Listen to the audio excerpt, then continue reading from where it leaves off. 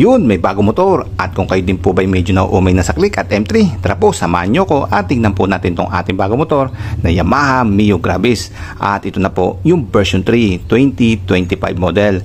Medyo sumikat din po to at nag-viral, at tulad po ng PG1 ay nagkat din po to ng presyo from na 93,900 to 84,900 na lamang. So ang laki po ng binaba, kaya napabili po tayo. At ito nga pala nakuha natin ay color dark gray. So meron pa pong isa nito na matte brown naman po yung kanyang kulay.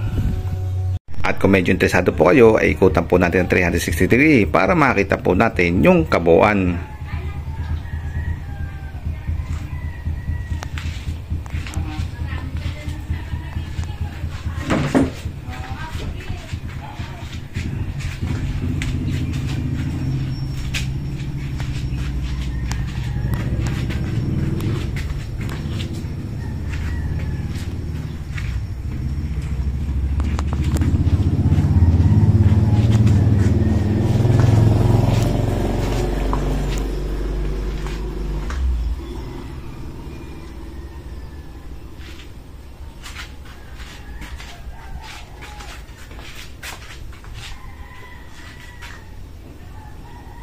Sa kanyang looks naman ay may pagka-stylish, may pagka-urban at may pagka-sporty. Kaya sa tingin ko po, kahit ano po suot nyo rito, kahit anong forma nyo, mapapambahay man, mapanormal o maparagid, ay babagay po sa motor na to.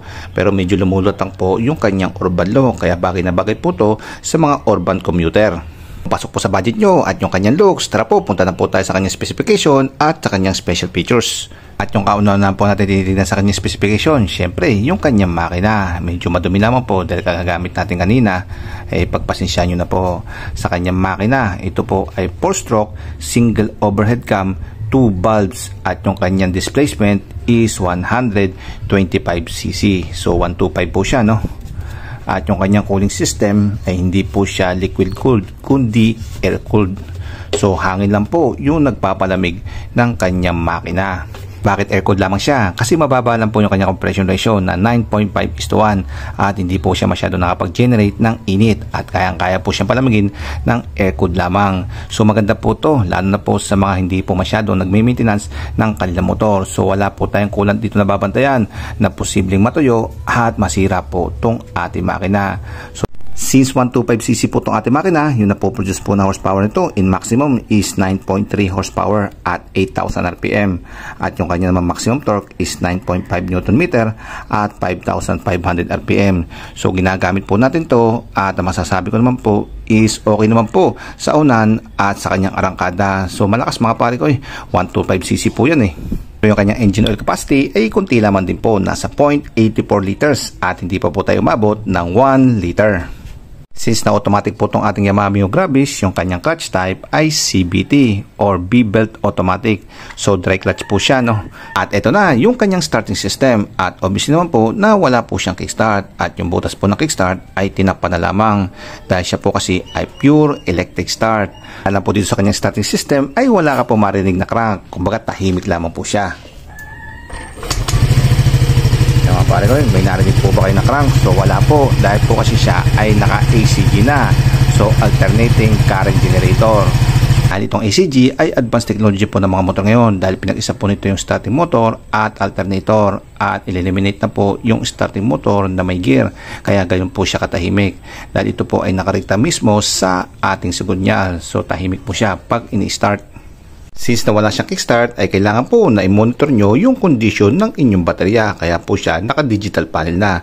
Dahil sa kanyang panel meron po ditong voltmeter. Ayan o, pindutin nyo lang po itong maliit na button na to at makikita nyo yung kanyang voltmeter at mamomonitor nyo po dito yung condition ng inyong baterya. At dito po sa kanyang panel, ito na rin po yung kanyang fuel at yung kanyang orasan at ang kanyang odo, trip, kilometer, at syempre yung tinakbo nitong inyong motor in kilometer per hour.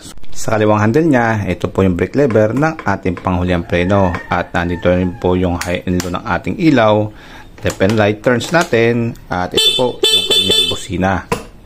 Dito sa kanang handle, nandito naman yung brake lever ng ating front brake at narito na rin po yung switch ng ating stop and start system. At meron rin po pala itong built-in hazard. At ito po yung kanyang switch. At syempre, nandito rin po yung ating start button.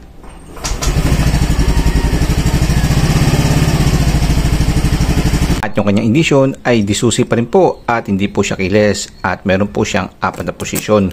Unang posisyon ay off position. At pag pinihit nyo po itong pakaliwa, yan po ay mapupunta sa lock. At pag pinihit naman po itong pakanan, isa po yan ay open. So ma-open po natin itong ating fuel at itong ating upuan. At syempre, pag tinurn nyo man po dito sa on, ayun, on nyo na po yung ating ignition. So pwede na po natin pandarin itong ating motor. Pag inon po natin itong ating ignition, ayun, aandar na po yung ating fuel pump at iilaw po itong ilaw niya sa harapan. Letter B. And then pag inon po natin itong ating makina, ayun, umilaw po itong ating headlight at automatic headlight on po pala siya. At LED po itong ating headlight. Ito po kayang kanyang signal lighting natin. Ito mga pare ko, di bukilya po yung ating signal light.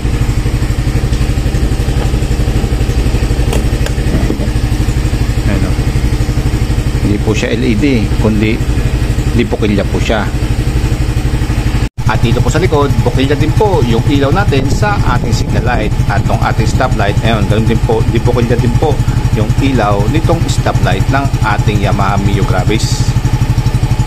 Ngayon naman ay dumako po tayo sa kanyang pangunahang gulong at yung kanyang front shock dito is telescopic at siya po pala ay naka disc brake so naka single drum lang po siya at yung size po nitong kanyang rim ay size 12 kasi ang liit pero yung kanyang gulong ang taba, sobra, grabe, nasa 100 over 90 by 12 po yung kanyang gulong. Kaya nung sinukat ko po to, ayan hindi na rin po nalalayo sa laki ng ating Honda Click at halos nasa 20 inches po yung diameter nitong kanyang gulong since na 12 lamang po yung kanyang mags. At nandito na rin po pala yung speedometer sensor nitong ating Yamaha Gravis at sa Honda Click po nasa likod. So ito, nandito siya sa harapan at dito lang po talaga ako medyo naano sa kanyang pangunahang gulong. Ang taba, kala mo donut sa lapad Ngayon punta naman po tayo sa ating panlikuran. Di hamak na mas malaki pala itong gulong niya sa likuran. Kung ang sarapan ay 190, itong sa likuran ay 110/90. Pero yung kanyang mags is size 12 din po.